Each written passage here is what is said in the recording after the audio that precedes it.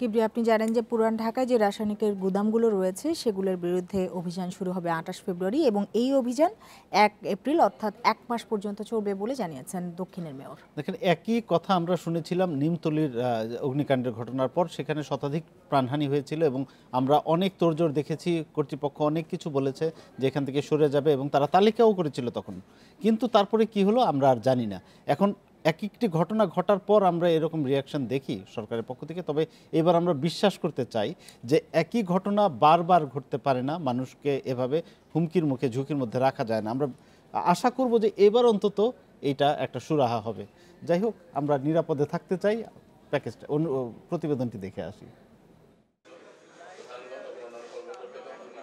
দুপুরে ঢাকা দক্ষিণ city corporation মিলনায়তনে পুরান ঢাকার আবাসিক এলাকা হতে কেমিক্যাল গোডাউন অপসারণে বিশেষ জরুরি সভার আয়োজন করা হয়।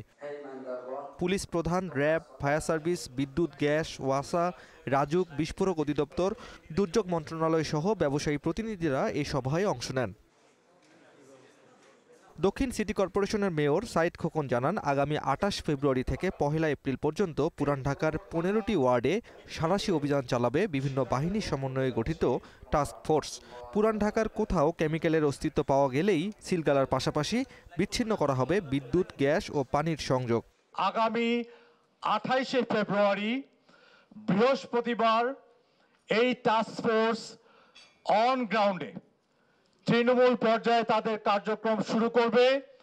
পুরনো ঢাকা থেকে এই সমস্ত গোডাউনগুলোকে অপসারণ করবার লক্ষ্যে। আইন শৃঙ্খলা বাহিনীর প্রতিনিধিরা জানিয়েছেন, কেমিক্যাল গোডাউন আছে কিনা তা দেখতে এরই মধ্যে পুরান ঢাকার সব বাসা বাড়িতে তল্লাশি অভিযান চলছে। এরকম একটি বাড়ির নিচতলায় বিশাল একটি গোডাউন ছিল। যদি এটি সেদিন পরের দিন আবিষ্কৃত না হতো, হয়তো আমাদেরও জানার বাইরে থেকে যেত। এরকম কয়টা বাড়ির নিচে এরকম গোডাউন লুকিয়ে আছে আমরা তো জানি না। ফায়ার সার্ভিস সহ অন্যান্য সংস্থার প্রতিনিধিরা জানিয়েছেন, খুব শিগগিরই কেমিক্যাল ব্যবসার জন্য আলাদা আলাদা অঞ্চল গড়ে তোলা হবে। যদিও অভিযানের নামে হয়রানি করা হতে পারে বলে আশঙ্কা প্রকাশ করেন অনেক ব্যবসায়ী।